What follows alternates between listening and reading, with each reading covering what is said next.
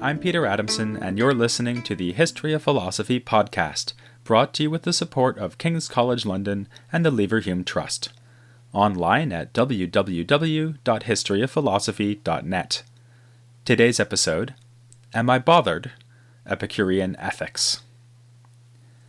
Cynics, Stoics, Skeptics, and Epicureans. We all talk about them, whether or not we are interested in the history of philosophy. The names have entered into our everyday language.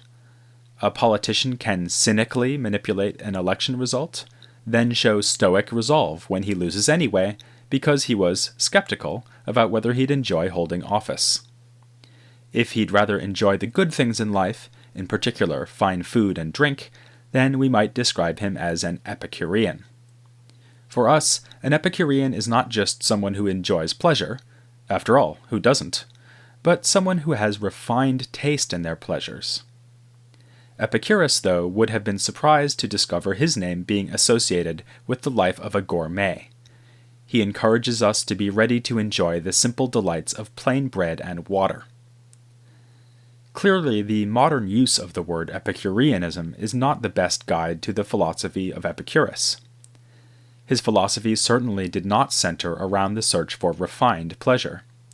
Yet it's true enough that he was a hedonist. This is another word that might confuse us. It comes from the ancient Greek word for pleasure, hedone. Nowadays, we use hedonist to refer to someone who is unrestrained in their pursuit of pleasure. But although Epicurus was a hedonist, he certainly did not recommend the unrestrained pursuit of pleasure. Rather, he was a hedonist in the sense of someone who believes that pleasure is the good, the sole criterion we should use in determining the right way to live, the right choices to make, the right actions to perform. As we navigate our way through life, pleasure is the only star we need to steer by. But this does not imply lack of restraint or a thoughtless embrace of every pleasure that comes our way. On the contrary, Epicurus teaches that the most pleasant life is a life of moderation, discipline, and careful planning. In this, Epicureanism makes a contrast with the Cyrenaic teaching of Aristippus the Younger. The Epicureans and Cyrenaics shared a commitment to hedonism, so of course they were bitter rivals. There's nothing worse than an opponent who is uncomfortably close to agreeing with you. As we saw 2 episodes ago, the Cyrenaics valued only present pleasures. By contrast, Epicurus thinks that the memory of past pleasure and anticipation of future pleasure can make the wise man happy even when he is undergoing extreme pain. There is no more vivid example than Epicurus himself. We know of a letter he wrote to a friend from his deathbed as he is suffering agonizing pain from the illness that killed him. He writes that this is the happiest day of his life because he thinks back on pleasant conversations he has had in the past with his friend. Now, I know what you're thinking. This sounds too good to be true. But it is nothing less than what Epicurus would expect of himself and of us. His ethical teaching is not just a theory, it is a proposed way of life, which is intended to make us all but invulnerable to changes of circumstance. The goal of his philosophy is to show us how we can avoid disturbance, even in the face of, say, an excruciating illness. As you might remember, this was the objective of the Cynics and Cyrenaics as well, the sort of self-sufficiency that would make us all but invulnerable to turns of fortune. We'll see in due course that the same goal motivated Stoic ethics. Even skeptics claimed that their agnostic philosophy led to ataraxia, or lack of disturbance. But if this is the common destination, the Hellenistic schools traveled different roads to get there. For the Epicureans, the recommended path was to memorize and internalize a teaching that maximized pleasure over a whole life rather than at the present moment. On his deathbed, Epicurus showed how a thorough training in these precepts could allow him to overcome even great physical torment. This was a possibility the Cyrenaics denied, on the basis that present physical pain would be far stronger than any memory or hope. Perhaps as Epicurus lay dying, he allowed himself to take a bit of added pleasure in proving his opponents wrong, once and for all. Of course, invulnerability like this doesn't come cheap. It requires discipline, and Epicureans would claim to be more disciplined than their fellow hedonists, the Cyrenaics. Aristippus and the other Cyrenaics demand of us that we be satisfied with whatever pleasure we feel right now. The main strategy they offer for the future is imagining possible sufferings before we undergo them, so that we can steel ourselves against them. The Epicureans dismissed this as ineffective, and offered more demanding instructions for how to be happy over a whole life. We are not just trying to enjoy our current situation, like the Cyrenaics. This means we should often forego a current pleasure because of the pain it will bring later. Obvious examples include overeating and getting drunk. These might be fun here and now. In fact, let's face it, they are fun here and now, but we will regret it later when we have stomach aches and hangovers. Epicurus also cautions us against indulging in sex, at least in part because however pleasant sex might be, having children leads to more than enough worry and trouble to overwhelm that initial pleasure. The hedonistic calculation favors chastity over family life, as far as Epicurus is concerned. For the same reason, Epicureans avoided engagement in day-to-day political life when possible, because the anxiety involved would outweigh the pleasure politics can provide. Of course, these same Epicureans might be willing to seek office to prevent personal disruption and worry. If the city of Athens had suddenly tried to evict Epicurus and his friends from their garden, they would presumably have been willing to confront this threat in the political arena. But in general, politics is a fool's game, being a source of anxiety rather than pleasure. It may seem to offer great pleasure. The successful politician may be acclaimed by the crowd or see statues raised in his honor and get pleasure as a result. But the Epicureans discourage us from pursuing such pleasures, labeling them as unnatural. Unnatural pleasures are poisoned chalices, guaranteed to yield more pain than pleasure in the long run. Instead, Epicurus tells us we should look to nature itself to learn which pleasures are worth pursuing. This is another point of agreement with the Cynics and Cyrenaics. In fact, in a work comparing the various Hellenistic schools, Cicero tells us that Epicurus deployed an argument also used by the Cyrenaics in support of hedonism. According to this argument, even animals and children seek pleasant feelings. This instinct is so deeply rooted in our nature that we cannot conceive of any good apart from pleasant feeling.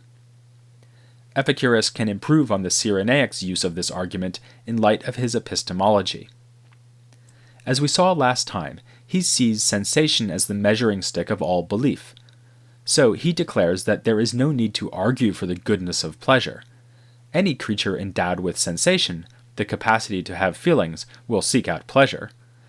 The example of small children and animals is intended to illustrate this point, that nature itself calls us to identify pleasure with the good. But nature does not call us to seek statues or cheering crowds, the way it tells us to eat when we are hungry, to drink when we are thirsty. It is only these natural desires that we ought to satisfy. Fulfilling natural desires and being satisfied with that degree of fulfillment is the surest road to lack of disturbance. As Epicurus says, again echoing Cynic and Cyrenaic ideas, natural pleasure is easy to obtain, since it is always ready to hand. Furthermore, these pleasures can be as intense as any others.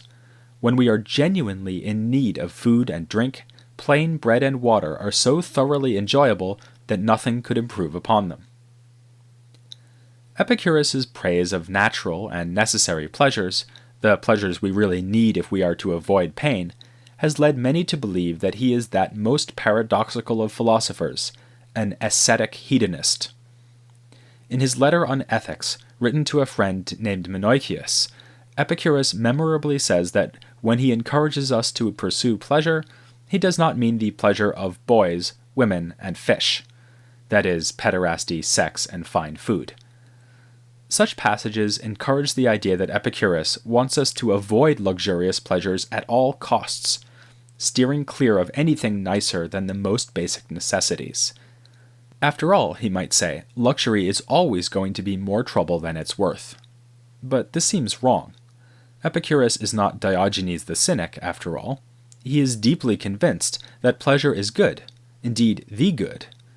It would be inconsistent for him to avoid a pleasure if he could have it without incurring a pain that would outweigh that pleasure. A preferable interpretation, to my mind, is that Epicurus wants us to train ourselves to be happy with a moderate, even minimal, array of pleasures. We need to be ready to live happily on bread and water, in case circumstances offer us nothing more. Furthermore, we should not undergo great stress or exert ourselves painfully to get luxuries. That would be counterproductive. Nonetheless, the Epicurean will still enjoy luxuries if they come along and are easy to procure. On this point, I agree with my colleague Raphael Wolff, who wrote an article on this question and offered an illuminating example, which I'm now going to steal. If an Epicurean were getting on a plane, and the airline offered to bump him up to first class, would he accept? The answer is yes. First class is more pleasant than economy, and in this case, will cost him nothing in terms of worry or pain. The only exception would be if the Epicurean knew that it would pain him on future flights to sit in economy, having tasted the delights of first class. But a well-trained Epicurean would not have this problem, since he has many times rehearsed the teachings which remind him that natural and necessary pleasure is enough. So, a critic of Epicurus will need to do better than just insult him for being a debauched and mindless pleasure seeker. To that accusation, Epicurus will say, "I believe you have Aristippus the Younger in mind. My hedonism is thoughtful, and requires me to resist pleasure just as often as I partake in it." Can the critic do better? He can if he has read his Plato. In several dialogues, including the Republic, Plato has his characters mount an anti-hedonistic argument that goes something like this. Imagine that you're thirsty. This clearly is painful, which we can agree is a bad thing. Fortunately, there's a solution. Go drink something. Drinking is pleasant, precisely because it restores the body to its balanced state. But as soon as the painful condition of thirst is gone, so is the pleasure. It's not nice to keep drinking when you aren't thirsty anymore. If all pleasure is like this, the hedonist is in trouble. The best we can do is break even with the pain of thirst being balanced out by the pleasure of drinking. When we are done experiencing pain, the pleasure will be gone too, and soon enough the pain will start anew as we grow thirsty again.